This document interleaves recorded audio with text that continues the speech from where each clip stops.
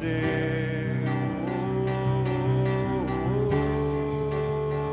en vérité, honest me, vérité, honest me, en vérité, honest me, nous t'adorons, en vérité, honest me, nous t'adorons, nous t'adorons, nous t'adorons.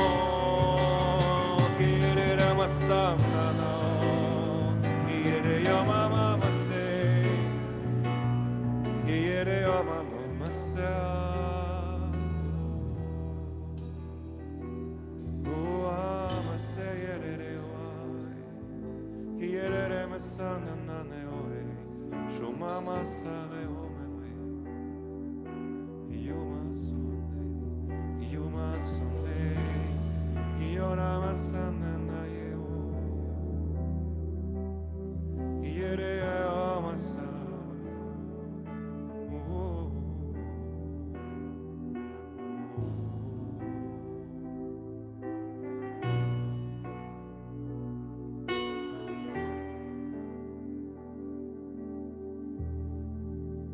Toute la terre est remplie de sa gloire.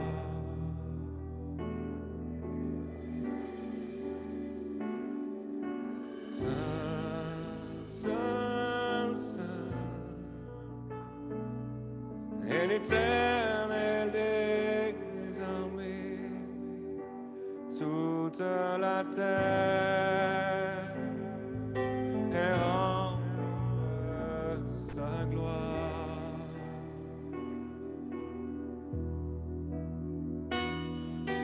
Saint, Saint, Saint, est l'Éternel des armées,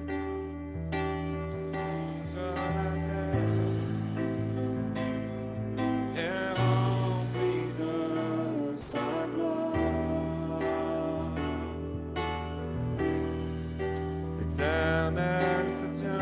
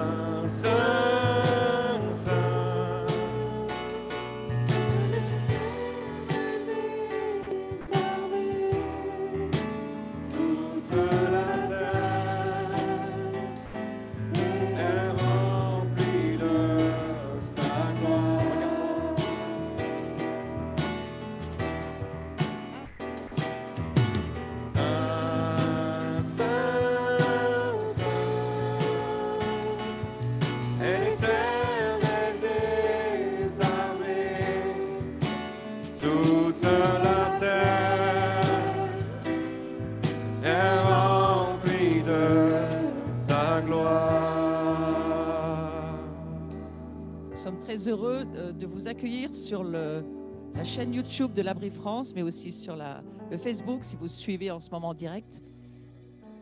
Nous continuons donc ce temps qui a été commencé cet après-midi. Nous sommes à la deuxième session ce soir. Alors, bienvenue à tous ceux qui êtes aussi en présentiel. Je vous invite, à vous qui êtes sur la chaîne YouTube de l'Abri, si vous n'êtes pas encore abonné, eh bien faites-le parce que c'est important pour nous, pour la visibilité aussi de la chaîne. Mais je vous invite aussi à cliquer sur la petite cloche de façon à ce que, eh bien voilà, nous puissiez dire que vous êtes contents et on pourra comme ça communiquer ensemble. Merci à ceux aussi qui êtes sur le réseau Facebook. Vous êtes en fait sur ma page Facebook Florence Maréchal Pasteur. Je vous salue bien ce soir et nous allons donc continuer sur cette lancée sur laquelle nous sommes depuis cet après-midi. Nous avons commencé à faire un certain trajet Nous avons abordé la question des portails, la question aussi des fréquences, des sons. Et ce soir, je crois que nous allons encore aller sur d'autres domaines à découvrir, parce que j'ai vraiment cru comprendre que nous étions des explorateurs et que nous explorions les cieux avec Eric qui est à côté de moi, et puis Michael aussi, et toute la communauté qui est là rassemblée. Alors Eric, je ne te représente pas ce soir, mais je veux quand même te remercier d'être là. Et vous pouvez retrouver tout ce que fait Eric sur sa plateforme Zone Prophétique, qui est une plateforme fort intéressante, à la fois pour les actualités d'aujourd'hui, des cieux, pas seulement sur la terre, hein, mais aussi, c'est toujours lié quoi qu'il en soit, mais vous pouvez aussi trouver un certain nombre d'articles, d'événements, de prophéties. C'est très intéressant. Il y a aussi une boutique où on peut trouver des documents, des livres, tout ce qu'on a besoin de lire en ce moment, ça se trouve là. Le dernier livre que tu viens de poster sur ta boutique, ça serait quoi? L'intercession de Natacha Grbicht, les douleurs de l'enfantement. Voilà, il me semble qu'on a commencé un peu tout à l'heure à rentrer dans cette dimension, mais on ne vous en parlera pas ce soir. Mais ça s'est passé au-delà de la réunion cet après-midi. Et je crois que c'est ce que le Seigneur est en train de nous dire. Il cherche des matrices. Hein. Il m'a semblé que tu avais bien poussé, toi, tout à l'heure. Hein. Donc, il y a quelque chose qui se passe avec toi, Michael. Oui, c'est clair. Donc, Dieu est en train de nous dire, j'ai besoin de vous. S'il vous plaît, moi, je suis prêt. Et Jésus dit dans les cieux qu'il est prêt. Est-ce que vous pourriez aussi vous mettre à disposition pour moi, pour ma volonté et mes cieux? C'est ce que je comprends aujourd'hui. Hein. Dieu souhaite qu'on se mette à disposition, à sa disponibilité. Alors, je vous remercie d'être là ce soir. Hein. Je vous remercie de nous emmener encore dans d'autres explorations. Et on se retrouve tout à l'heure pour en reparler. Hein. Alors maintenant, c'est à vous. Merci Flo. Merci à Flo, Bruno, toute la communauté de l'Abri de Saint-Étienne, la maison de la Forge, où il fait bon vivre. En tout cas, vous aimez la famille. C'est vrai qu'on a fait du off. Ouais, c'était bien. Puis la prochaine fois, si vous voulez le vivre, venez ici.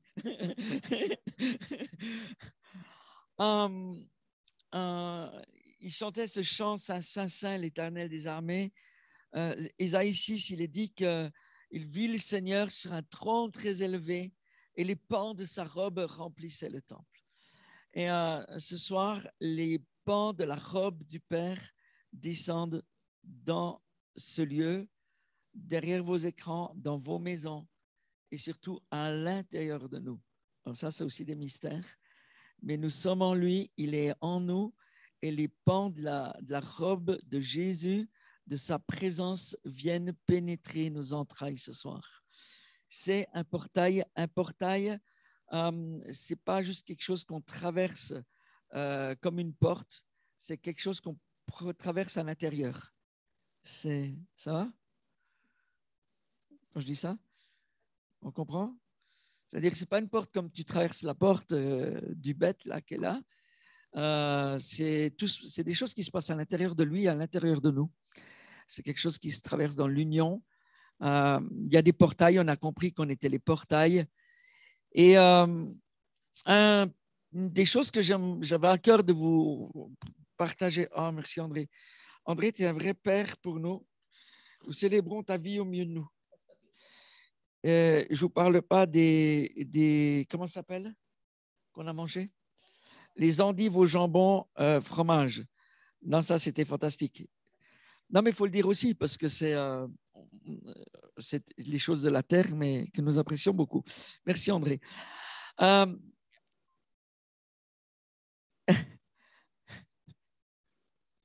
Jésus est en nous, nous sommes en lui, c'est l'union.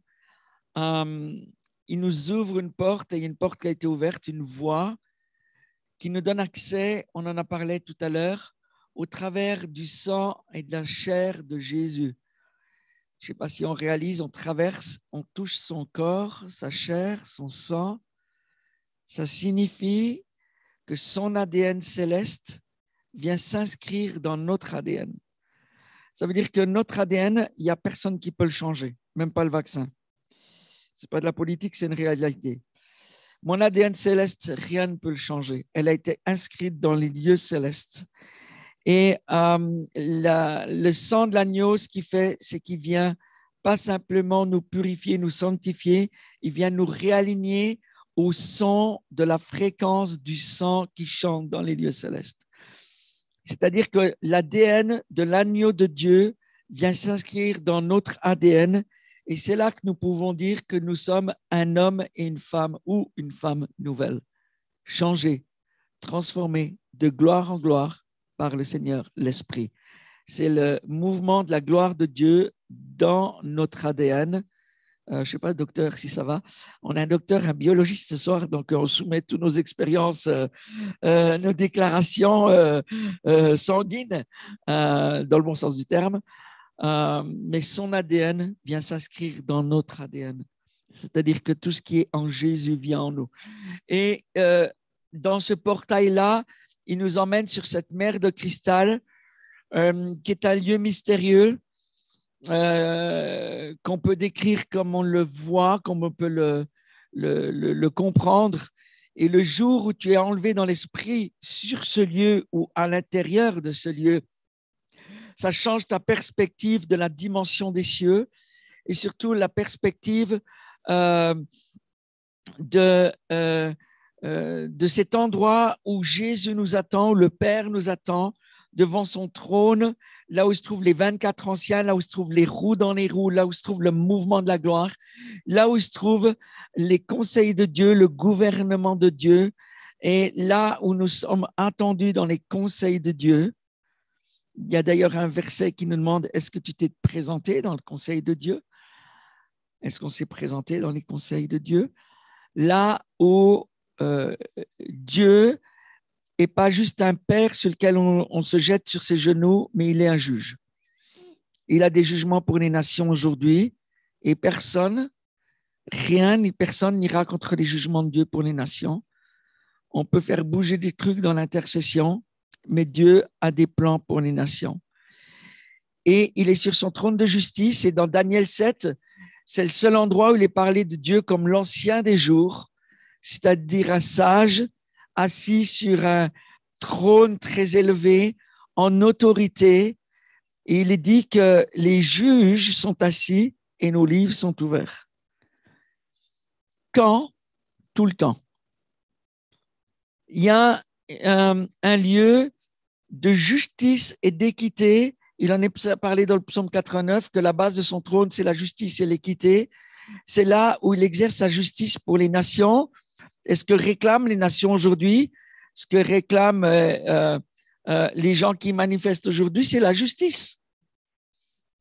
On a soif de justice, mais pas une justice terrestre, une justice céleste. Et Dieu a une justice pour nous. Et dans Daniel 7, il est dit, je regardais encore pendant qu'on installait des trônes, un vieillard âgé de très nombreux jours prit la place sur l'un d'eux. Des millions d'êtres le servaient et des centaines de millions se tenaient debout devant lui. Vous voyez ce qui est en train de se passer?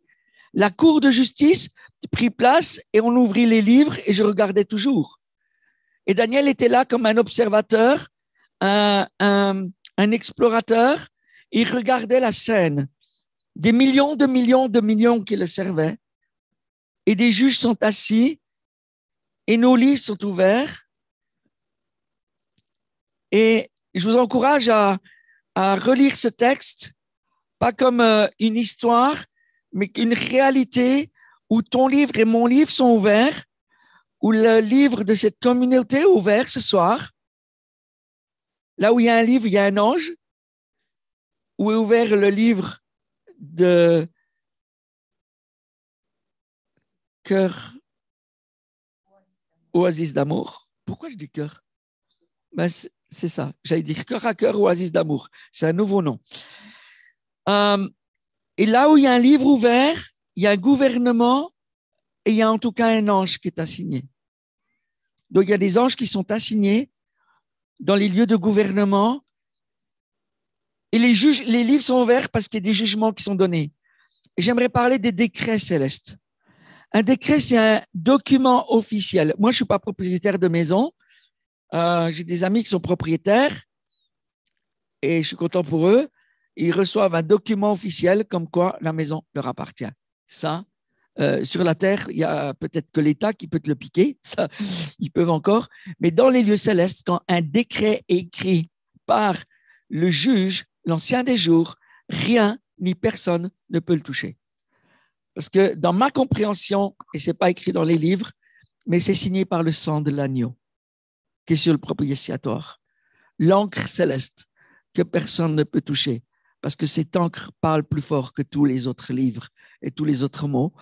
Et quand il est dit que dans Zacharie 3, par exemple, que Satan est là et il est là à propos de nous condamner. Dans Apocalypse, il est dit que l'ennemi se présente, l'accusateur, pour nous juger jour et nuit. Il nous juge devant le trône. Il nous juge à cause de choses qu'il a contre nous, des voies ouvertes et des endroits qui sont ouverts dans nos vies ou dans nos familles ou dans nos lignées générationnelles, sur lesquels la Bible dit « mets-toi en accord avec l'accusateur ». Oh, je n'ai pas du tout aimé ce verset-là. Je dis, moi, je ne veux pas me mettre en accord avec l'accusateur. Mais quand l'accusateur dit « Éric, voici ce que j'ai contre toi », un jour, tu as dit quelque chose de méchant à Anne-Marie en public. Ça, c'est une réalité. J'ai demandé pardon. Je ne me rappelais plus même. Je ne sais pas ce que j'ai fait. Voilà. Mais oui, mais je donne un exemple. On est dans une vraie vie. On est... voilà. Pourquoi je vais là? L'accusateur est là et dit, voilà ce que j'ai contre toi. Et les accusations qu'il a contre nous, les voies sur lesquelles que nous avons ouvertes dans nos vies, les voies que nous avons ouvertes avec nos yeux, nos oreilles, nos cœurs, avec nos mains, nos gestes, nos alliances. Ça pique. Surtout dans l'Église. Les alliances sont toutes saines. Il y a des alliances pourritas. Les contrats que nous avons faits, que nos ancêtres ont fait, il dit, voilà ce que j'ai contre toi. Je suis celui qui rôde comme un voleur et je rôde pour chercher un droit légal dans ta vie. Et là, Éric, il dit, oui, je suis d'accord avec toi, accusateur, c'est vrai. But, c'est du portugais. Ça veut dire mais, en anglais. N'importe quoi. Je peux me présenter devant le juge et plaider coupable pour ces choses. Et quand nous plaidons coupables et que nous laissons Dieu juger les dossiers de nos vies, les dossiers de nos communautés, de nos business, de nos villes, et peut-être que Dieu nous donne aussi une autorité sur des nations, sur des villes, à ce moment-là, nous pouvons plaider coupable pour ces choses, recevoir un jugement de Dieu, et nous savons qu'à cause du sang de l'agneau, nos vies vont être jugées et Dieu va dire non coupable. Pour certaines choses de ma vie, de mes ancêtres, je ne veux pas leur dire publiquement là, mais j'ai dû y retourner 6 fois. Et la dernière fois, c'était Watchman Amby, publiquement, parce que c'est des choses qui ont été entretenues sur des hôtels iniques pendant des années. Il a fallu y retourner. Et si Dieu, un peu comme Flo le dirait, si Dieu te dit qu'il faut encore être délivré, tu y retournes. Et si Dieu te dit que tu dois encore plaider coupable, tu y retournes. Ce n'est pas la question de dire je l'ai déjà fait. C'est la question d'obéir à ce que Dieu nous demande.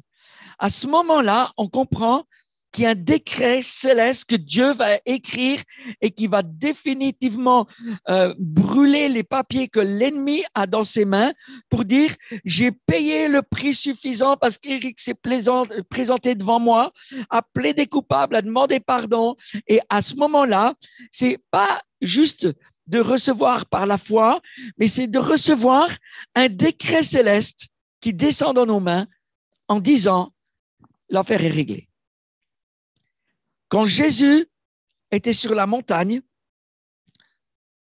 tenté par Satan, je ne sais pas si vous réalisez, l'autre, il a emmené Jésus dans les royaumes de son Père. Ce n'était pas sur les hauteurs de Jérusalem, juste. Spirituellement, il l'a emmené là-haut. Il lui a dit, si tu veux, je te donne tout ça. Et ça appartient à mon Père. Il aurait pu le cramer en 5 minutes, s'il voulait. Pourquoi? Parce qu'il avait l'autorité. Et qu'est-ce qu'il a dit? Il est écrit. Les écrits sont importants dans la parole de Dieu, c'est important. Les décrets célestes sont importants. Si Jésus a dit, il est écrit dans mon livre, il est même dit qu'il est écrit à propos de Jésus. Il dit que ta volonté soit faite à ce moment-là. C'est parce que les écrits sont importants.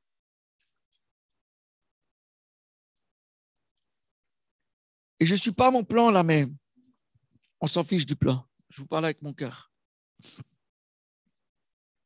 Quand nous nous présentons devant Dieu, nous ne savons pas qui nous allons trouver. J'ai beaucoup aimé ça de Natasha Gribich. Il dit, on va faire ci, on va se faire ça, on va monter devant Dieu. Mais quand tu arrives devant Dieu, tu ne sais pas ce que tu vas faire. On vient pour le servir.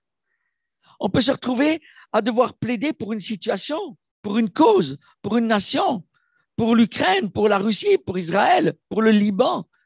Et peut-être que Dieu nous attend juste pour qu'on saute sur ses genoux d'amour et qu'on ait juste un cœur à cœur avec lui. Peut-être qu'il va se lever comme l'Éternel des armées puis il dit maintenant viens avec moi parce que c'est le temps de la guerre, on va à la guerre. Mais nous sommes au service du roi des rois et du Seigneur des seigneurs et on n'est pas au service de notre propre vouloir ou notre volonté à choisir qu'est-ce qui va se passer quand on va rencontrer Dieu. Si on dit qu'on lui a tout donné, c'est à un moment donné, si Dieu nous demande d'aller dans un endroit pour plaider coupable, c'est parce qu'il sait de l'importance des décrets qu'il veut nous donner comme des manteaux dont on a parlé tout à l'heure. On n'a pas juste parlé, ils sont descendus sur nos épaules. Qui a senti ça?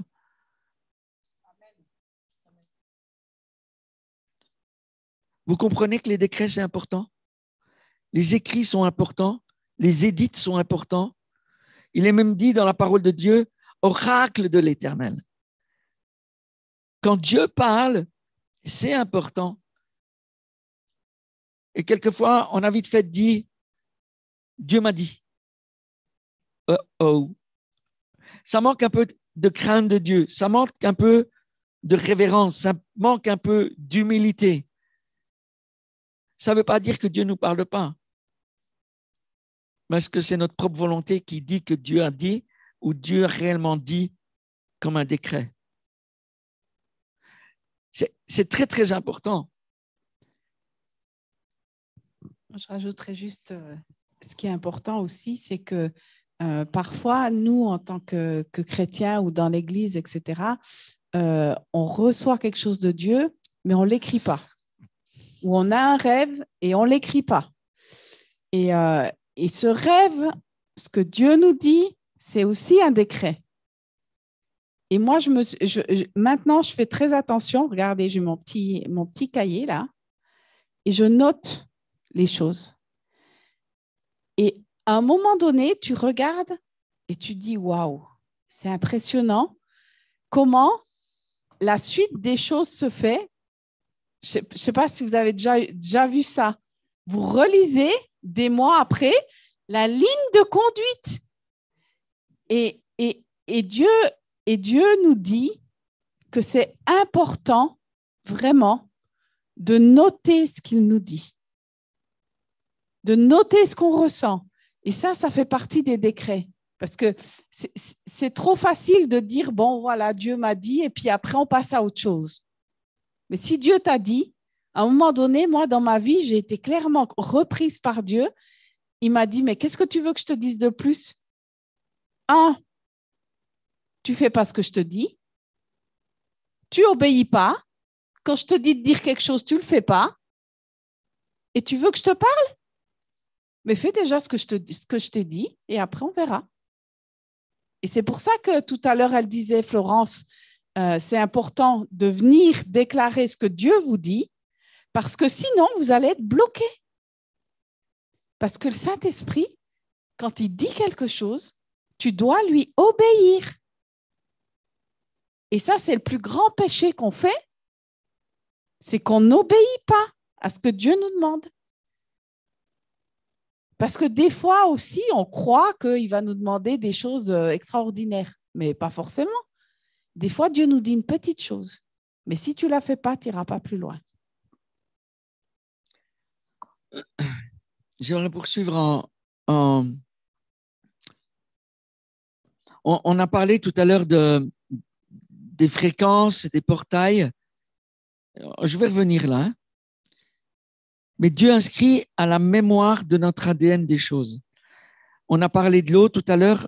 On a parlé, je vous en ai pas parlé, mais de la mémoire de l'eau. L'eau a une mémoire dans son ADN. C'est-à-dire que... Hein? Ah ouais? D'accord. OK. En fait, je vais expliquer le propos. Quand je parle de la mémoire dans l'ADN, c'est-à-dire que c'est des choses qui sont inscrites des générations.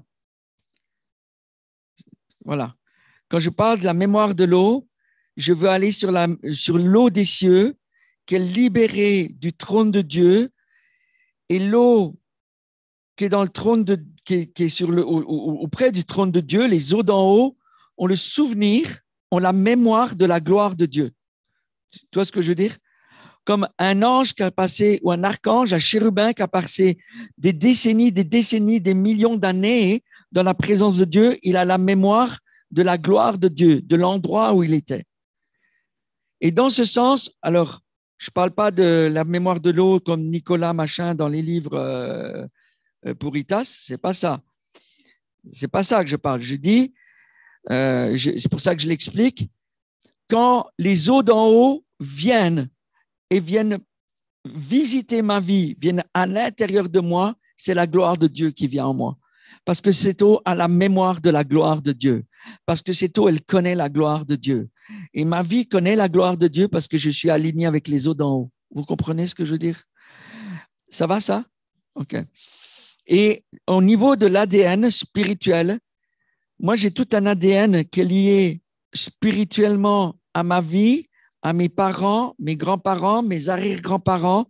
Et il y a des choses qui sont marquées à la mémoire de ce que mes ancêtres ont fait. Et la Bible dit, moi et mes pères, nous avons péché. Et ça, c'est dans ce sens-là, je parle de la mémoire.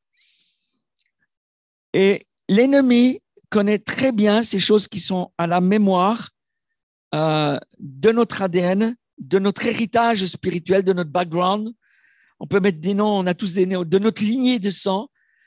Mais quand on s'approche de Dieu, qu'on va chercher un décret, et quand Dieu parle dans notre vie, comme un décret, que vous le sachiez ou que vous ne le sachiez pas, à un moment donné ou l'autre, parce que vous êtes des filles et des fils, vous avez traversé les cours célestes sans le savoir. Et quand il y a cette révélation qui est venue, c'est quelque chose qui vient plus dans notre conscience et dans notre conscience qu'on va dans ce lieu.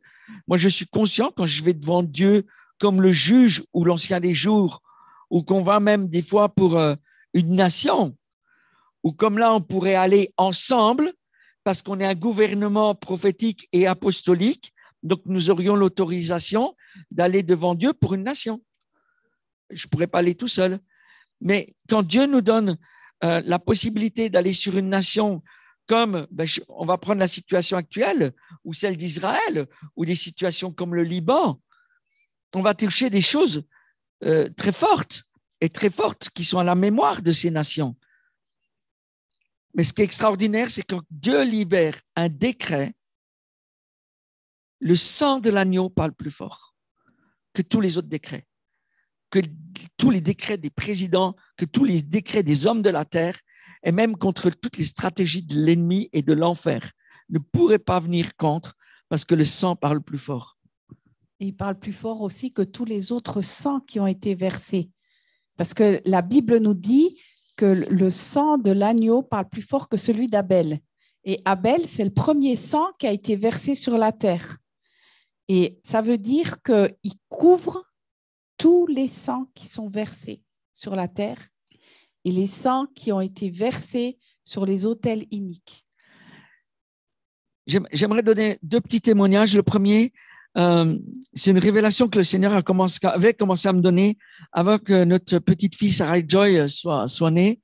J'ai dit à ma fille, j'aimerais que tu vérifies quelque chose quand tu vas accoucher. Je lui donne un exercice, la pauvre, elle va pousser, puis maternité, puis tu vas faire un petit exercice.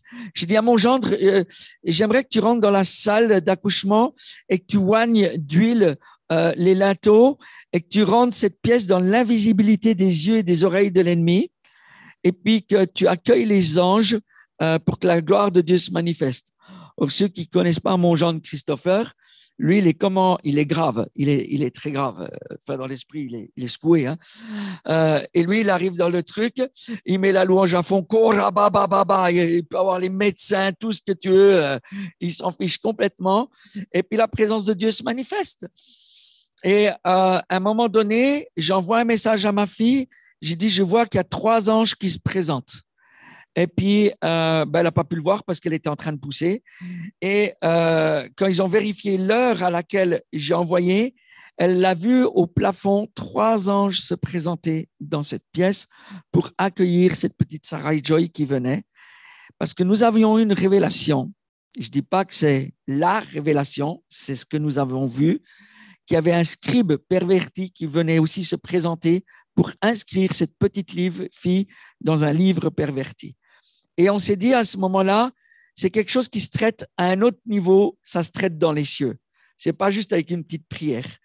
Et c'est possible, probablement, peut-être, en tout cas un prophète aux États-Unis, Pat O'Loran, a eu 6 enfants. Et ces 6 enfants, je l'ai su après, il a fait cette expérience, il est décédé maintenant, qu'à la venue de tous ses enfants, il a vu se présenter un scribe perverti qui voulait inscrire ces enfants-là. Et il y a des anges qui se présentaient et qui fermaient le lieu dans l'invisibilité. Et j'aimerais vous dire, mes amis, c'est super excitant. Nous avons l'autorité, à cause de notre position, de placer nos lieux dans l'invisibilité des yeux et des oreilles de l'ennemi. Et tout à l'heure, quand nous avons prié pour l'Ukraine, j'ai vu que nous tous, quand on était en train d'intercéder, mettaient des limites. Nous avons mis des limites à des endroits où se trouvent des croyants. Et oui, hein, et ça a mis des lieux dans l'invisibilité des yeux et des oreilles de l'ennemi et dans le naturel également. Donc, nous n'avons pas à craindre des temps qui viennent ou de notre position en tant que croyants dans des temps dans les temps qui viennent, qui risquent d'être plus difficiles que ce qu'on vit à l'heure actuelle. C'est pas une grande prophétie, je pense que c'est une réalité. Nous, si nous commençons à comprendre et à vivre cette dimension de ressources célestes et d'invisibilité des yeux et des oreilles de l'ennemi et de nous tenir sur l'échelle de la présence de Dieu, ça va être toute une autre position dans des temps difficiles. Moi, je voudrais juste rajouter par rapport au livre perverti, depuis une trentaine d'années, j'aide beaucoup de personnes dans ce qu'ils vivent, dans leur destinée, ce qu'on appelait avant comment ça s'appelait déjà? Je ne sais même plus. Relation d'aide. Moi, j'appelle plus ça du tout maintenant comme ça. Hein, j'appelle rendez-vous conduit par le Saint-Esprit. C'est beaucoup mieux, à mon avis. Bon. Et j'ai vu plusieurs fois des gens, en fait, et peut-être ça peut vous parler, c'est pour ça que je vous le dis, qui disent, mais en fait, j'ai l'impression de vivre une vie, mais que ce n'est pas ma vie. Est-ce que vous avez déjà entendu ça? Je vis une vie, mais en fait, ce n'est pas ma vie. C'est parallèle à ma vie. Ce n'est pas la mienne. Donc, ça, clairement, c'est les livres pervertis qui ont été écrits par l'ennemi et on a la possibilité avec le Dieu juge d'aller devant son trône et de demander à ce que ce livre perverti soit brûlé sur l'autel pour que, enfin, on puisse rentrer dans notre livre de vie que Dieu a inscrit avant la fondation du monde pour nous et que nous puissions nous réaligner avec le plan parfait. Donc ça, c'est une puissance. La première fois que qu'on découvre cette dimension. En fait, à Perpignan, on avait fait, je crois que c'était 3 jours d'adoration pour l'Europe, adoration, intercession pour l'Europe, et des intercesseurs et des adorateurs sont venus de toute l'Europe, et c'était fantastique. Et puis à un moment donné, il y avait un Hollandais qui était là, et puis on buvait un café à l'extérieur. Je venais de faire mon temps de louange, et j'avais vu la gloire de Dieu, j'ai vu des trucs, je les ai prophétisés, j'étais épuisé, je sors dehors, je bois un café, puis lui il commence à dire qu'il veut me donner une parole prophétie. Je dis, encore un prophète qui veut prouver qu'il est un prophète. Enfin, je l'ai un peu méprisé dans mon cœur. Et puis il me dit, voilà, je sens que Dieu va prendre ton cœur, il va l'arracher, ça va te faire mal, ça va être douloureux. Sinon, merci. Et puis il va t'opérer, puis ça va changer ta vie, puis patati, puis patata. Puis il me dit, je t'ai déjà vu. Je dis, non, moi pas. Il me dit, si, je t'ai déjà vu dans les lieux célestes. Je dis, oh, lui, il n'est pas clair. Il va falloir faire un peu de délivrance. On va appeler la Flo-Flo. Et en fait, je ne connaissais pas vraiment cette dimension-là. Et puis, je dis, bon, ça va, quoi. Je laisse, il me raconte son histoire. J'étais là, ok, mais en fait, dans mon cœur, j'avais méprisé le truc. Je rentre dans la salle. 2 amis à moi étaient en train de chanter en hébreu, 2 Allemandes qui chantaient en hébreu. C'était juste magnifique, mais une onction à couper au couteau. Je me suis mis à chialer comme une madeleine. J'ai pris un talit de prière qui était là. Je ne fais jamais ça, je le mets sur moi. Je me couche sur les drapeaux. Il y avait plein de drapeaux des nations devant. Et je me couvre carrément dans le talit. C'était un grand talit. Je me sentais en sécurité.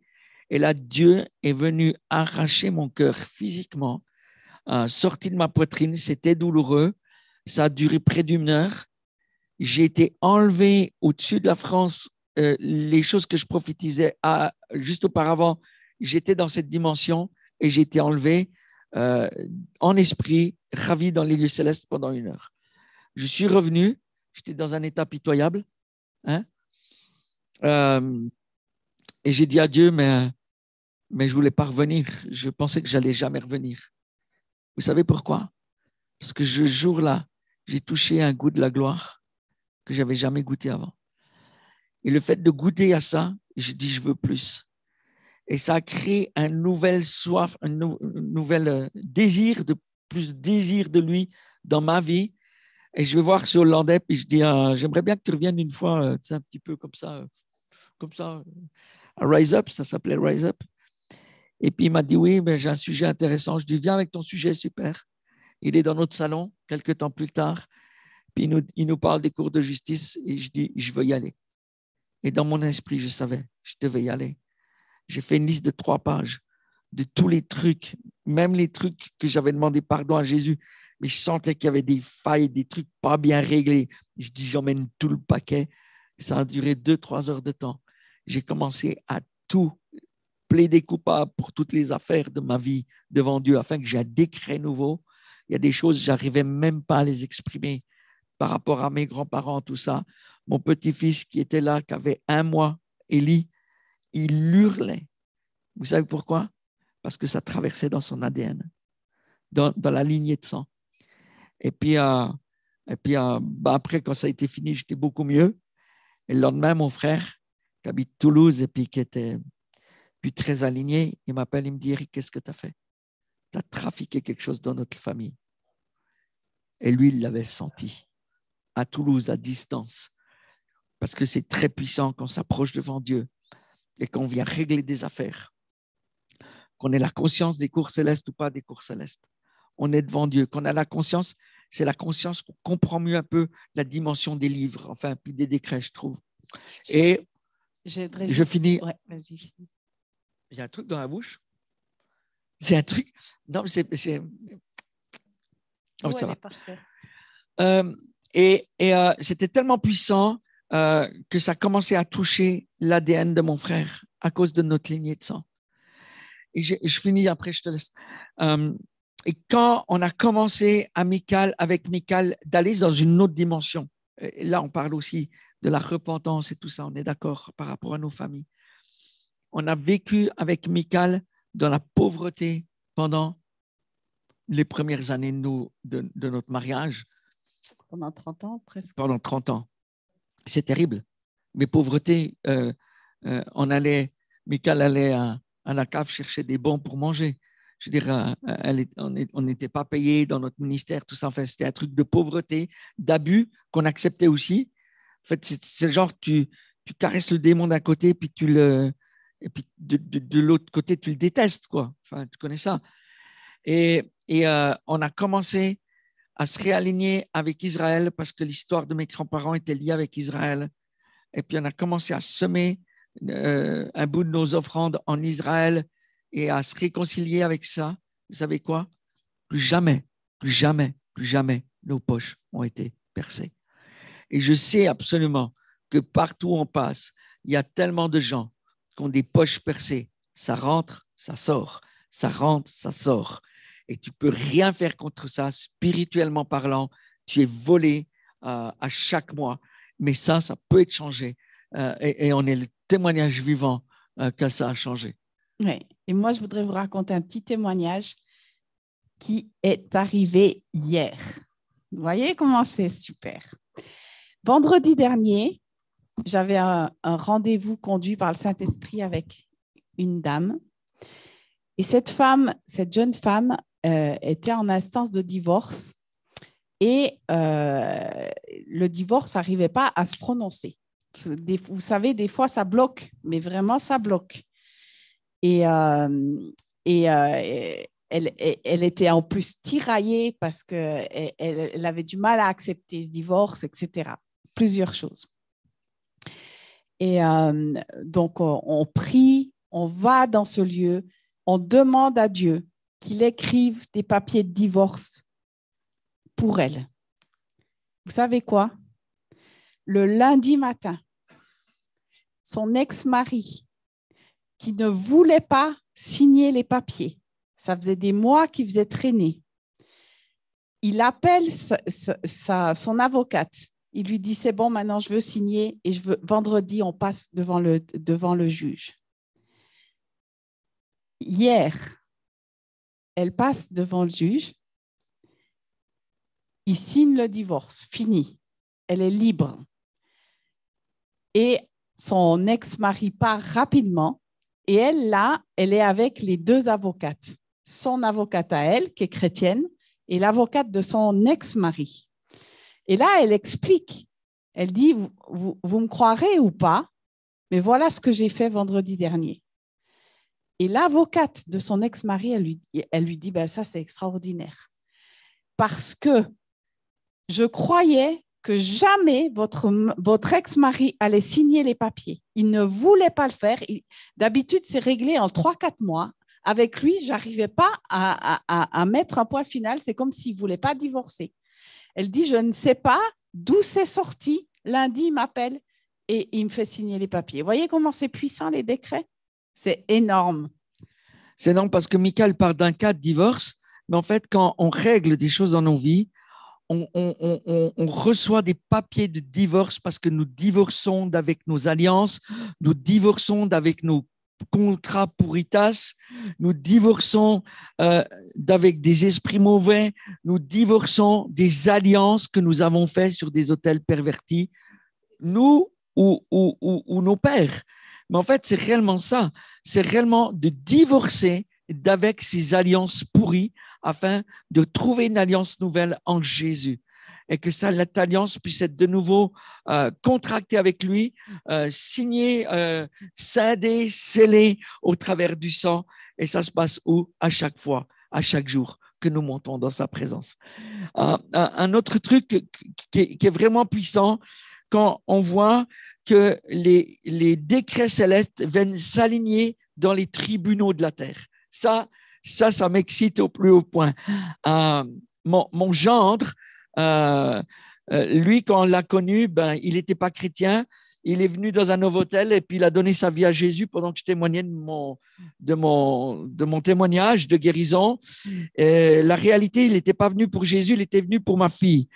Le soir même, elle me dit, papa, il peut venir, il s'était genre converti, enfin très bien approché, au barbecue à la maison. Il est venu au barbecue, moi je suis très très naïf comme papa. Il est venu, il s'est converti, finalement il s'est marié avec ma fille, puis ils ont eu des enfants. Et puis quand ils ont eu les enfants, le premier, ailé. Les tribunaux le rappellent parce que depuis l'âge de 14 ans, il avait plus connu les tribunaux que les cours d'école. Tu vois ce que je veux dire? Et toutes les bêtises de la terre, il les a fait, quoi. Il a fait, voilà. Puis là, il fait une grosse bêtise. Il était militaire de carrière. Puis il a fait une grosse bêtise. Et puis que je ne veux pas signifier ici. Puis il se retrouve à être appelé devant les tribunaux. Et pour la première fois de sa vie, il a un papa qui l'accompagne, c'est moi. Son beau-père, mais qui considère comme son papa. Moi, je considère mes gendres comme mes fils. Tout le monde n'est pas d'accord avec ça, mais moi, c'est une filiation enfin voilà, je les considère comme ça. Et j'ai accompagné. On a monté le dossier ensemble pour la première fois de sa vie. Même l'avocate on a emmené un dossier bien préparé, bien ficelé. Le gars a eu confiance. On est allé. Il a pris 2 ans, 1 an avec sursis et 1 an ferme. Ma fille pleurait. On pleurait. On était sous le choc. Je ne veux pas que mon gendre aille en prison, même 1 an, même le bracelet, ni rien du tout. Alors, on a fait quoi? On est allé devant Dieu. On est allé plaider coupable. Il a pleuré pour ses péchés. Vous savez ce qui s'est passé? Il y a eu un décret qui a été libéré du ciel, qui est venu dans les tribunaux de la terre. Il n'a pas fait 1 jour. Il n'a jamais eu un truc. Est-ce qu'il l'aurait mérité? Oui, il le méritait. Parce qu'il y a toujours une conséquence, même sur la terre, même quand on demande pardon. Mais quand Dieu dit, je change la donne et j'exécute mes décrets célestes sur les terres et qui s'alignent dans les tribunaux de la terre et que le jugement est changé pour dire il ne fera aucun jour, ça, c'est plus que la grâce de Dieu. C'est quand nous nous présentons devant Dieu, tu peux changer une nation en un seul jour. Si tu te présentes, et si vous voyez, si vous relisez Zacharie 3, nous voyons comment Zacharie était avec Josué, dans la repentance, où ses habits ont été changés, où la couronne a été remise sur sa tête. Et j'aimerais vous poser la question à nous tous, où est-ce que nous avons perdu nos couronnes? Où est-ce que nous avons perdu nos manteaux? Où est-ce que nous avons perdu nos alliances? De retourner à ces endroits, de régler ces endroits, afin que le Seigneur puisse nous redonner des vêtements blancs de fin lin. Et là, on parlait d'un sacrificateur de l'Éternel. On ne parle pas de n'importe qui. Et de recevoir une nouvelle couronne, un nouvel anneau et entendre Dieu dire, je te donnerai l'autorité au milieu de ceux qui se trouvent ici. Je te donnerai l'autorité devant mon trône, devant moi, dans ces lieux-là, au milieu des 24 anciens. C'est énorme. On a un Dieu qui veut nous donner de la restitution à l'Église, à son épouse. Et j'aimerais le dire à nous tous, à cette famille. Dieu est un Dieu de restitution et il veut restituer ce que l'ennemi a voulu voler. Il veut restituer tout ce que l'ennemi a essayé de là où il est venu mentir, là où il est venu détruire. Il y a des changements qui se passent parce que nous nous plaçons, parce que nous nous positionnons sous des portail et j'aimerais vous dire que votre famille ici, l'abri est une sécurité pour cette famille. Et quand tu te places en sécurité, oui, il y a les ailes de l'Éternel, tout ça. Moi, je suis soumis qu'à Jésus. Ebla, ebla, ebla. Moi, j'en ai entendu plein des histoires comme ça. Et c'est vrai, je suis soumis à Jésus. Mais comment tu veux être soumis à Jésus si tu ne veux pas être soumis à un gouvernement sur la terre? Et nous, on a toujours compris ça, que c'était tellement confortable d'être dans une famille. C'était tellement confortable de se tenir ensemble. C'était tellement confortable de pouvoir aller pleurer ensemble, de plaider ensemble, de se repentir ensemble, de demander à Dieu de restituer ensemble. Parce qu'il y a de la force. Parce que le jeu est dans la grappe. Parce que c'est un temps où c'est comme ça qu'on doit se déployer. Et il y a des décrets pour chacune de nos vies. Tous les endroits où c'est bloqué encore dans nos vies, je veux juste le déclarer. Il y a certainement même des décrets qui sont déjà écrits, signés, consignés. Mais nous ne les avons pas vus parce que nous ne sommes pas allés les chercher. C'est comme si le Seigneur dit, mais monte dans ma présence. Qu'est-ce que tu as besoin? Je suis un Dieu d'amour. Si tu me demandes du pain, je te donnerai pas un caillou. Et si tu me demandes un décret pour changer ta vie, je te le donnerai. Parce que c'est mon cœur pour mes fils et mes filles, c'est qu'ils soient transformés et qu'ils transforment les nations. Si Dieu s'est trouvé à Saint-Étienne un peuple, un reste, une masse critique, on y est encore, et qui peut l'utiliser, il peut changer pas simplement la ville, mais il peut changer la nation. Et vous pouvez changer les nations. Parce que nous sommes alignés ensemble, parce que nous avons reçu ensemble une nouvelle dose, un nouvel, plus qu'une impartition, une augmentation de l'autorité. Parce que nous nous tenons ensemble. Il y a des décrets célestes. Il y a des décrets célestes pour le craindre ce soir. Si nous comprenons que nous pouvons nous tenir ensemble et aller plaider coupable pour des choses, tout à l'heure, tu voyais, qui c'est qui voyait à Mariupol les enfants sous les décombres? J'aimerais vous dire que quand c'est comme ça, mettons-nous ensemble et allons les chercher dans l'esprit. Allons libérer dans l'esprit ce que nous ne voulons pas toucher avec nos mains. On va continuer à aider Anne-Marie, puis ensemble, à lever ce que nous pouvons faire. Moi, j'ai entendu le Saint-Esprit qui me disait, tant que tu peux le faire, fais-le. Et puis quand Dieu dit stop, ça sera stop. Mais tant qu'on peut le faire, on le fait. On peut le faire, mais on peut le faire dans l'esprit aussi. Moi, je voulais vraiment aller avec les camionnaires. J'avais vraiment le cœur à faire ça, à monter dans le camion. Et je me faisais un film. Et puis je dis, je prierai pour je ferai ci, je ferai ça. Et Dieu m'a dit non. Enfin, surtout ma femme au départ. Et puis Alain Caron aussi, puis c'est mon papa. Et si Alain me dit non, il me dit jamais non. Hein. Mais le gars qui ne te dit jamais non, qui est ton père spirituel, enfin ton père spirituel qui ne te dit jamais non, et le jour où il te dit non, il faut l'écouter. C'est parce que c'est pas oui. Et tu peux le faire, mais ça va faire bobo peut-être. Peut-être tu ne reviens pas même. On est dans une guerre spirituelle, on ne rigole pas. Mais il y a des décrets célestes. J'aimerais qu'on comprenne que c'est tellement puissant. Un jour, il y a une famille qui vient chez nous quand on commence à comprendre cette dimension. J'aimerais vous encourager à aller plus loin, que quand il y a un besoin, vous pouvez vous présenter devant Dieu. Cette famille vient nous voir. Cette famille, elle a perdu son entreprise, elle a perdu sa maison. Et puis, il y a une histoire d'une somme de 40 000 euros, je crois, un truc comme ça. Enfin, peu importe la somme. Et puis, on parle longuement avec eux. Et dès qu'on commence à parler avec eux, on n'a pas besoin de dire aux gens, je vais dans les cours célestes pour y aller. Vous comprenez que ce soir, on parle de ça, on est déjà là. Enfin, je crois qu'il y a des protocoles célestes, qu'on respecte ce qui se passe dans les cieux.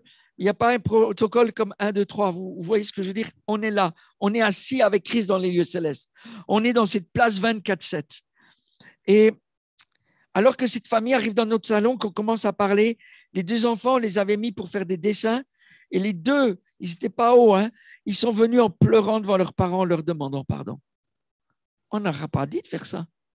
C'est l'œuvre du Saint-Esprit. Tout d'un coup, il y a une œuvre de repentance qui était en train de se faire au travers des enfants. Et puis, on allait se repentir pour la maison, les machins, les trucs. C'était le samedi. Le lundi matin, ils nous appellent, ou le mardi. La banque nous a appelés. Tout l'argent est sur notre compte. C'est venu par où? Le banquier ne sait pas. Dieu veut restituer ce que l'ennemi nous a volé. Et nous n'avons pas besoin de dire à l'ennemi, Satan, je te dis de me rendre ce que tu m'as volé. Non, non, on va devant Dieu. Dis-le pas avec Satan. Dieu a dealé avec Satan à propos de Job. Mais toi, nous, on n'a pas à aller dealer avec Satan. Nous, on parle avec Dieu. Et lui, il va faire la guerre pour nous. Il va gagner ces combats-là. Il y a tellement de témoignages où on a vu des gens avec des situations bloquées. J'aimerais vous dire qu'il n'y a pas besoin de spécialistes pour faire ça. Nous sommes tous les filles et les filles. Fils et les filles, c'est ça. Et nous avons tous ce mandat de traverser le voile déchiré, de monter devant Dieu, de monter au travers du sang, au travers de la croix, au travers de l'agneau, et puis de nous présenter devant Dieu, dans les conseils de Dieu,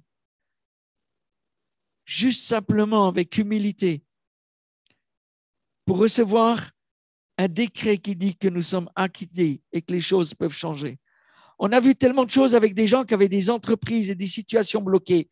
On m'a demandé de venir pour des gens qui vendent des appartements, des agents immobiliers chrétiens, et je leur ai enseigné cette dimension-là. Je leur ai expliqué comment ils pouvaient vendre, au lieu de vendre juste des maisons, vendez des maisons nettoyées. C'est-à-dire que vous avez, une fois que tu as la clé de David. Je nettoie la maison spirituellement, vendez des maisons propres et neuves, enfin propres spirituellement. Et puis on commençait à leur enseigner ça. Je dis, c'est une bonne idée. Et puis ils ont commencé à voir qu'ils les vendaient beaucoup plus vite, les maisons. Parce que le royaume de Dieu venait s'établir dans des lieux où il y avait plein de trucs qui étaient pourritasses, mais qui ont été nettoyés.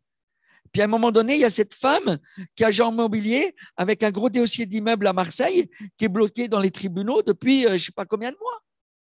Je dis, mais il y a quoi sur cet immeuble? Je ne sais pas. Je dis, on va aller voir dans l'esprit. On est allé voir dans l'esprit. On a demandé à Dieu. On s'est repenti à propos de tout ce qui s'est passé dans cet immeuble. Tout. Paroles, sexualité, machin, tout ce qui peut se passer dans un immeuble. Le lundi matin, le juge, le truc était vendu. C'est ça l'autorité que Dieu veut nous donner. Et je crois qu'il y a plein de situations qui sont bloquées, qui sont devant nous. Des fois, on veut agir par nos propres forces. On veut trouver des solutions humaines. Et moi, le premier. Et Dieu dit, j'ai ma solution. Dieu dit, j'ai une autre idée. Viens devant moi. Viens me présenter le dossier. Lâche le dossier. Et moi, je vais arracher les droits légaux de l'ennemi, des mains de l'ennemi, et dire que tu n'es plus un esclave en Égypte, mais tu es un fils et tu es une fille avec une couronne sur la tête et avec une autorité. Vous savez, quand vous vivez ce genre de truc, ben votre foi, elle augmente, mais votre autorité, elle augmente. Ça ne veut pas dire que c'est plus simple, parce que plus tu as d'autorité, plus il y a de combat aussi. Bon, c'est des mathématiques. Il faudra un professeur en mathématiques quelque part. Dans le ciel, ce n'est pas des additions, c'est des multiplications. Mais plus il y a de gloire, plus il y a de combat. Mais plus il y a de combat, plus il y a de gloire. Et j'aimerais vous dire que c'est vrai que les combats qu'on menait dans les guerres d'adoration, des guerres des hôtels, t'appelles comment, comme tu veux, ou les guerres des sons, des fréquences, c'est la même guerre. Ce n'était pas la même guerre dans les années 90 que maintenant. C'est un autre combat.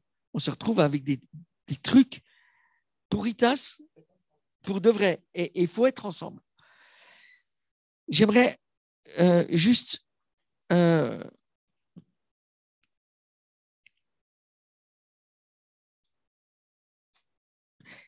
dire que Dieu se trouve dans un lieu où il trouve un accord. Et ce week-end, Dieu veut trouver un accord avec nous. Il veut se trouver dans un lieu où il trouve un accord avec toi. Mais il veut se trouver dans un lieu où il va prendre un accord devant tout. On a dit qu'il y avait tellement d'anges devant le trône de Dieu, dans ce texte de Daniel 7. Mais la Bible nous dit que qu'est-ce qui va changer la donne? C'est la parole de notre témoignage et le sang de l'agneau ensemble qui parle plus fort. Et la parole de notre témoignage, c'est toutes les choses que nous avons réglées, qui sont un témoignage vivant que nous avons écarté, que nous avons divorcé d'avec les autels étrangers. Et quand nous nous présentons devant Dieu, ça veut dire que même des puissances sont jugées dans les lieux célestes. Et la parole de notre témoignage et le sang de l'agneau ensemble parlent plus fort. Et quand nous nous présentons avec notre témoignage et cette dimension-là, je peux vous dire qu'on gagne du terrain. Comment?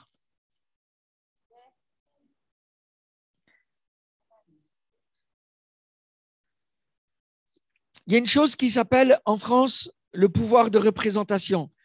C'est-à-dire que tu peux te représenter. On a une avocate qui travaille avec nous par rapport au cours de justice. Enfin, une vraie avocate, enfin une vraie en chair en os, quoi. On en a des vrais dans les lieux célestes, mais elle est une vraie sur la terre. Puis elle nous explique le pouvoir de représentation jusqu'à, je ne sais pas, 10-15 000 euros. Tu peux te représenter tout seul.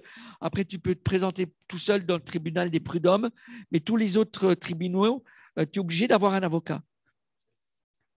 Et moi, j'aime bien cette représentation-là parce qu'elle nous prouve aussi que nous avons besoin les uns des autres, que tu ne peux pas monter tout seul. Et c'est important de comprendre que quand nous allons devant Dieu, il y a des juridictions sur la terre où on peut plaider sans avocat, mais dans les lieux célestes, de toute façon, Jésus est notre avocat. Mais même Josué est monté avec Zacharie. Et puis on voit Job. Et puis on voit, il y a tellement d'autres exemples dans la parole de Dieu. Nous ne montons pas seuls. Nous sommes une famille. Quand il y a quelque chose, on monte en famille, on monte ensemble. Parce qu'il y a un témoignage qui est là, il y a une autorité qui est représentée et Dieu aime vraiment ça. En qualité d'intercesseur, Zacharie avait un mandat d'autorité pour emmener le sacrificateur Josué dans les cours de justice. Et lui, il était connu, il connaissait ce lieu. Et nous devons commencer à être connus et à connaître ces lieux au-delà du voile déchiré. Et je ne parle pas que des cours de justice, mais je dis les demeures de Dieu sont à notre disposition. La voie royale a été ouverte et nous sommes attendus dans une urgence dans ces temps à nous présenter devant Dieu afin que nous connaissions ces lieux et que nous soyons connus dans ces lieux. Dis, les gars, la Florence, elle arrive encore.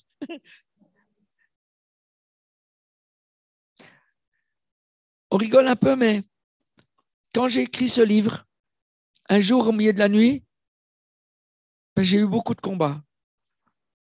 Dieu m'a dit, Éric, je connais ta voix, mais je ne connais pas ton visage. Tu t'es présenté beaucoup avec ta bouche, mais tu n'es pas venu devant moi.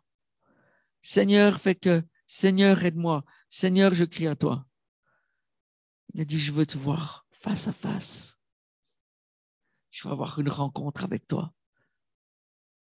Je veux connaître ton cœur. Je veux que tu connaisses les battements du rythme de mon cœur. Je veux que tu connaisses ce que j'aime. Je veux que tu ressentes ce que je ressens. Je veux que tu entendes ce que j'entends. Ça a fait toute une différence dans ma vie.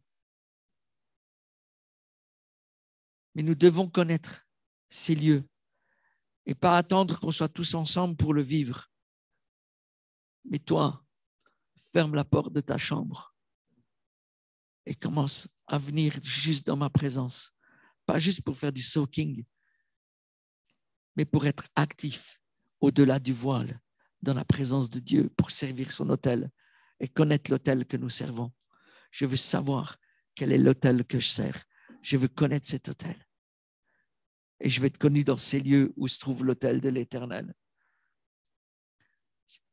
C'est vraiment quelque chose d'important dans cette saison. Il y a une urgence. Et l'urgence, elle n'est pas sur terre, elle est dans les cieux. Nous sommes attendus pour faire la différence. Chaque jour. À un moment donné, je ne comprenais pas bien ce verset qui disait « prier sans cesse ». Je dis « mais moi, je ne peux pas faire ça. Je ne suis pas capable. » Jusqu'au moment où je comprends que mon esprit, sans cesse, est connecté à l'Esprit de Dieu. Et un soir, quand on était à... On vous raconte des petits témoignages ce soir. Quand on était dans le sud de la France, à Trouillas. Ça s'appelait Trouillas. C'est la ville où ils ont eu la trouille, ils se sont barrés. Et ils l'appelaient Trouillas. Non, c'est vrai, hein, il y a une bataille, ils ont eu la trouille, ils se sont barrés. Les trouillards, les trouillas. Enfin, voilà. Je me suis couché, on s'est couché le soir et j'ai senti un ange, vraiment, qui venait se reposer sur notre couche. Et il y avait une pression de la gloire de Dieu.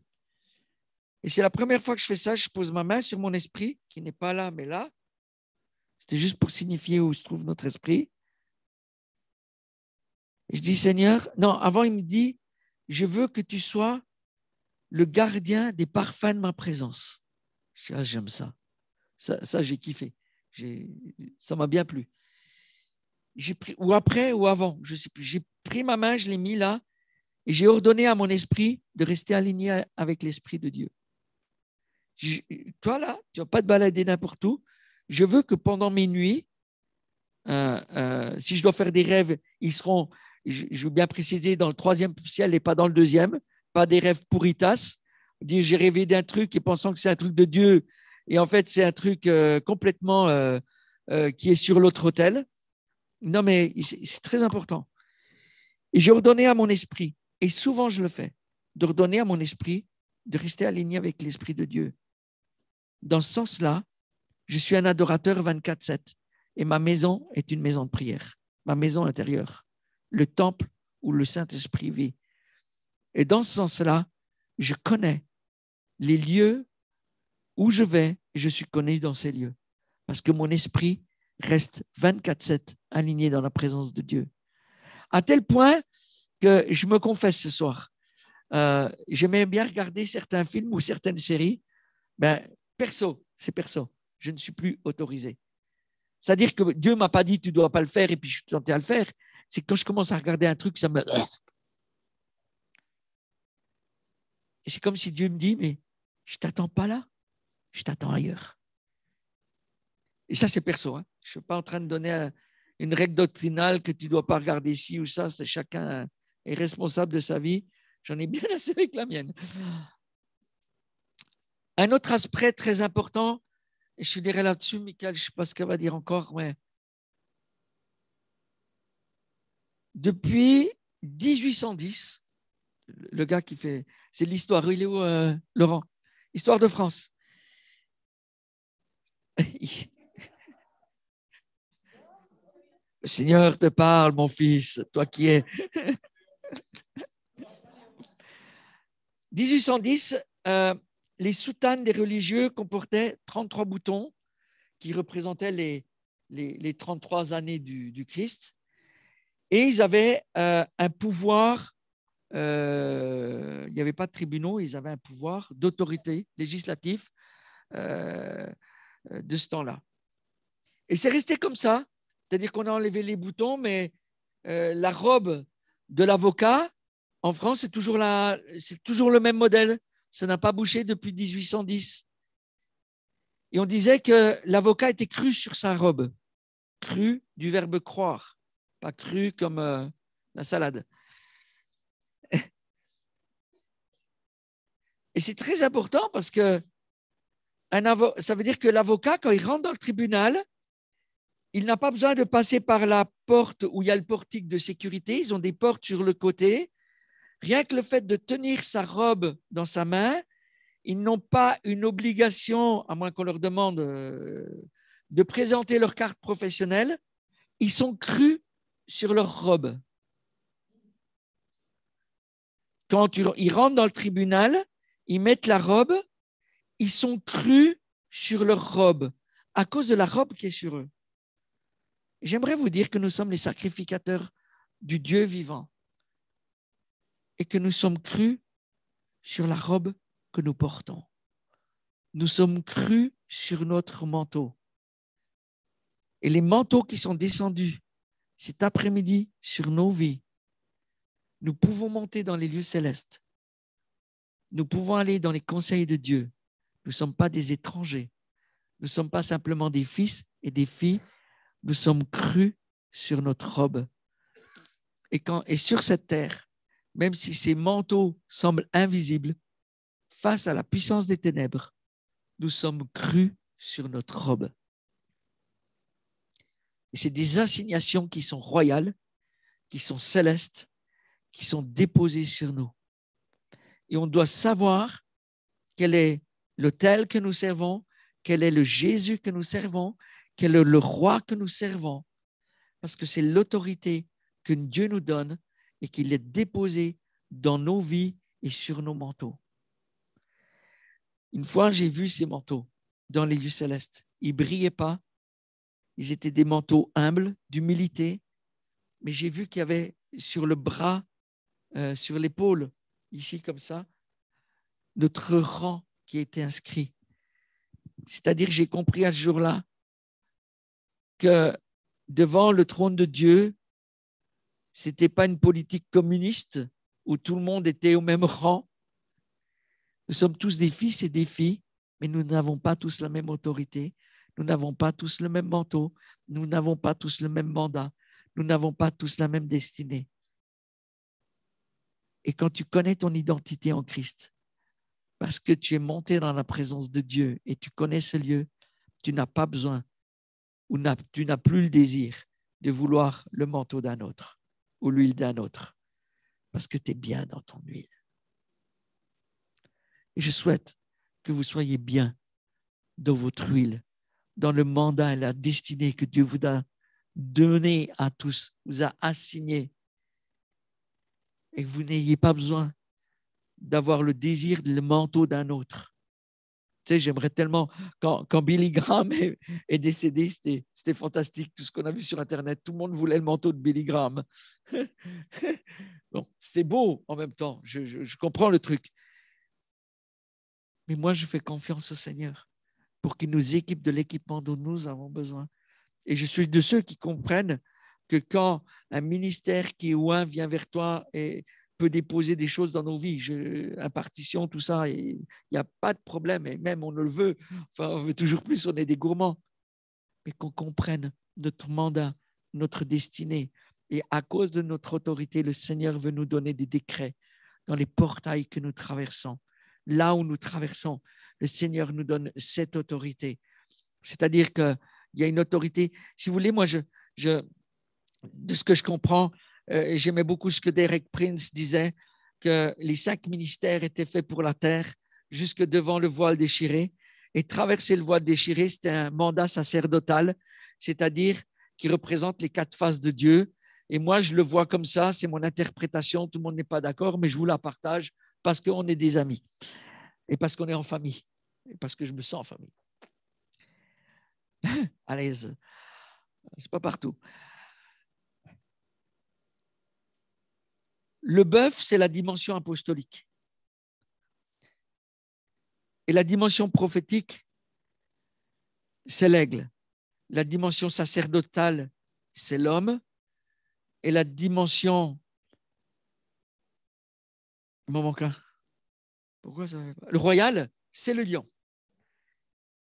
Et en fait, je crois que nous montons comme des rois sacrificateurs dans la présence de Dieu à cause de notre appel de prêtrise et de royauté, qu'il est décrit dans 1 Pierre et dans Hébreu. Et nous montons comme des rois sacrificateurs, c'est-à-dire qu'avec cette dimension qui sont les 4 faces de Dieu, royale et sacerdotale, c'est-à-dire le lion et l'homme, et nous allons servir la présence de Dieu. Et il y a une dimension prophétique et apostolique que Dieu nous donne. Et quand nous descendons à l'échelle de la présence de Dieu, nous avons cette dimension apostolique et prophétique pour libérer des décrets et pour libérer la terre avec des paroles de libération pour les nations. Donc, quand on rencontre cette dimension sacerdotale, c'est quelque chose que nous portons dans nos manteaux. Ça ne veut pas dire que les 5 ministères n'ont plus d'effet ou sont plus valables sur la terre. Ce n'est pas du tout mon propos. Mais quand nous rencontrons la dimension sacerdotale, c'est une autre disposition d'autorité que Dieu libère dans nos vies afin que nous puissions nous tenir à la droite de Dieu, assis dans les conseils de Dieu. Et je dirais même, vous allez dire, il pousse le bouchon un peu loin, mais écrire des décrets dans les lieux célestes avec les juges, à un moment, en fonction de notre assignation. On n'est pas appelé dans les lieux célestes pour juste voir ce qui se passe. C'est extrêmement puissant. Et ça donne beaucoup de crainte de Dieu. Et qu'on redescend l'échelle de sa présence pour libérer les décrets dont la terre a besoin. Parce que Dieu veut changer les nations. Et quand je dis les nations, c'est le cœur d'un homme, d'une femme, qui va en changer 10, 20, 30, 40, 50 et qui va changer la terre. Et c'est ce que nous prions pour l'Ukraine, pour la Russie, pour Israël, pour les nations. Que le Seigneur libère des hommes et des femmes dans les lieux célestes qui connaissent leurs conditions et leur mandat, leur autorité, afin de marcher avec les décrets en déclarant qu'ils sont crus sur leur robe dans les lieux célestes. Mais quand ils arrivent sur la terre d'une nation, ils sont crus aussi face à la puissance des ténèbres dans la guerre des autels d'adoration, la guerre spirituelle, et qu'ils puissent remporter des victoires pour la gloire du Seigneur.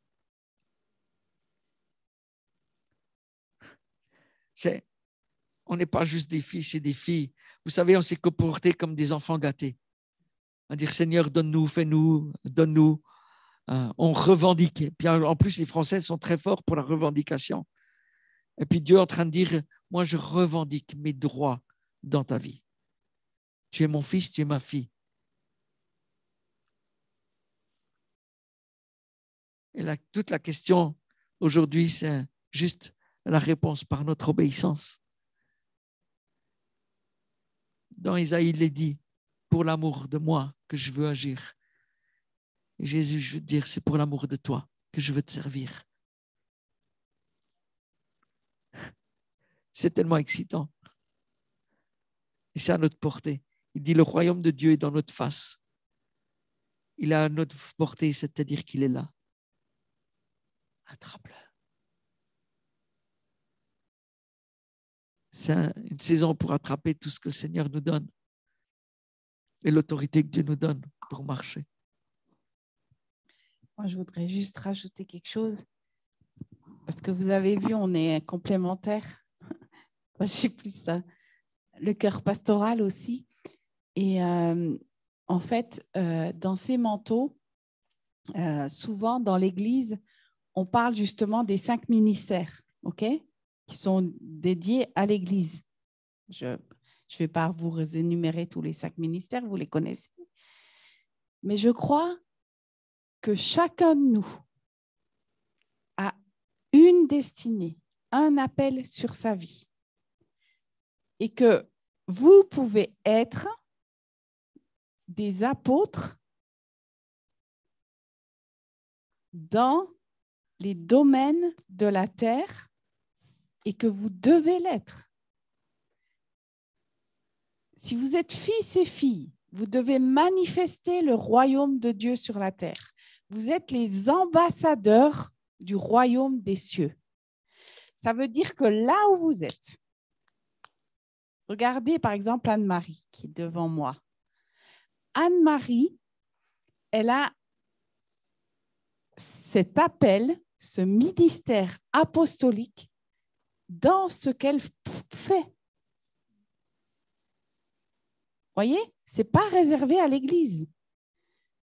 Et il y en a d'autres, ils vont avoir un appel prophétique sur la terre. Et c'est au moment où les fils et les filles vont manifester partout où ils sont, à l'endroit où ils sont, dans leur famille, dans leur école, dans leur lycée, dans leurs universités, dans leur travail, dans leur famille, etc. C'est là que nous allons voir le royaume de Dieu venir s'établir sur la terre. Et pendant des années, on nous a fait croire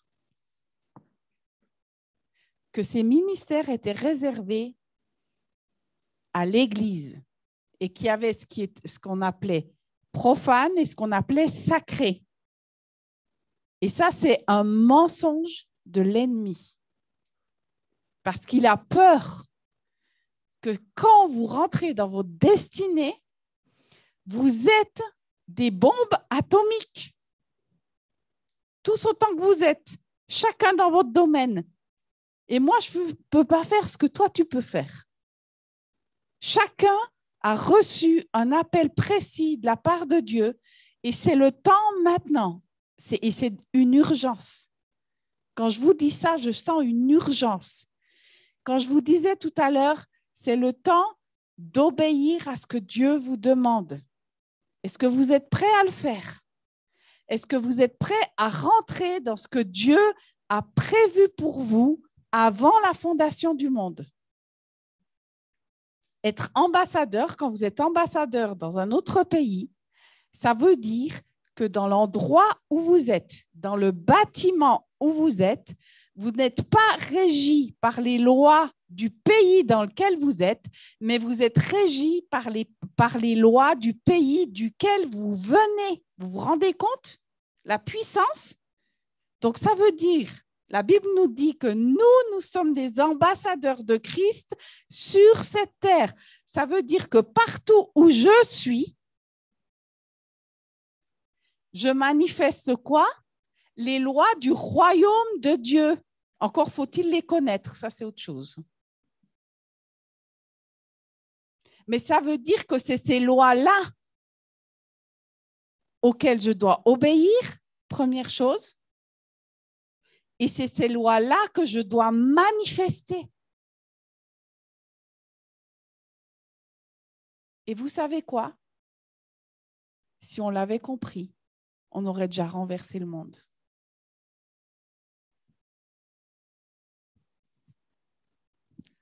C'est jamais trop tard. Ouais. J'aimerais juste prier avec tout le monde et puis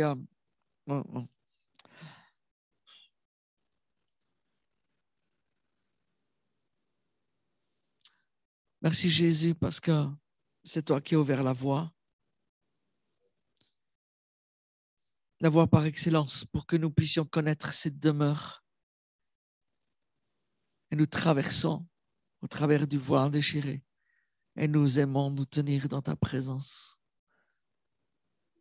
J'aimerais déclarer que ta présence, c'est aussi dans notre cuisine, c'est aussi dans notre chambre à coucher, surtout. C'est dans tous les lieux où nous foulons avec la plante de nos pieds et nous disons, Seigneur, nous choisissons que nos vies soient consacrées et données. Nous voulons connaître ces lieux. Et nous voulons être connus dans ces lieux où tu as ouvert la voie. Tu as dit que tu as de nombreuses demeures dans la maison de ton Père. Et nous sommes invités à monter, alors nous montons à l'échelle de ta présence et tu nous accueilles. Nous les fils et les filles, revêt-nous d'habits nouveaux, de fin lin.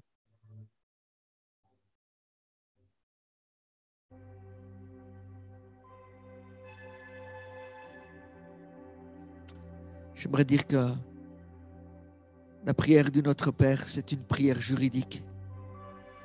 Quand il dit pardonne-nous comme nous pardonnons à ceux qui nous ont offensés. Ça veut dire lève la dette.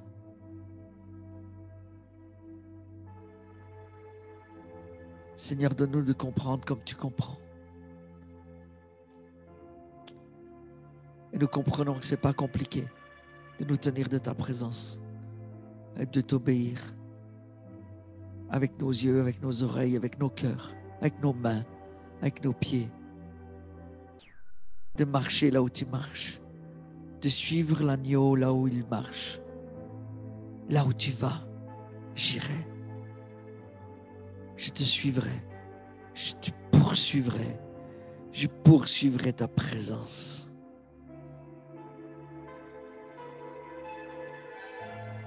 Jésus, nous t'aimons et nous voulons te dire encore que nous déposons nos vies sur l'autel.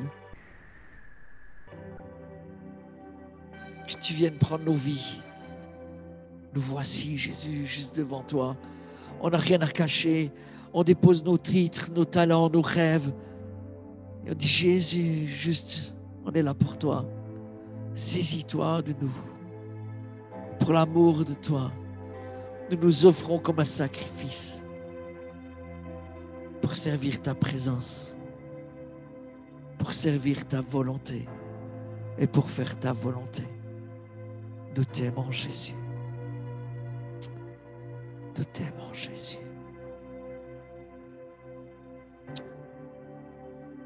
Nous t'aimons, Jésus.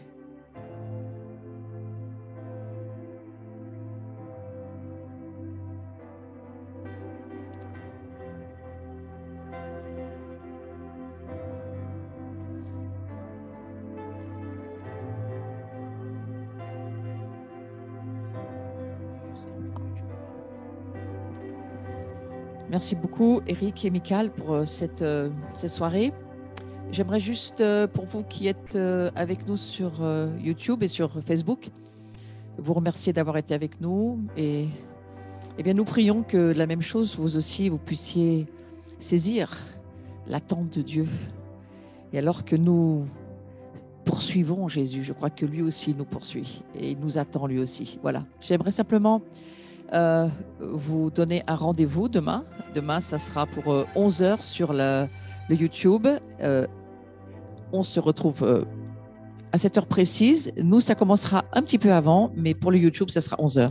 Maintenant, j'aimerais vous proposer aussi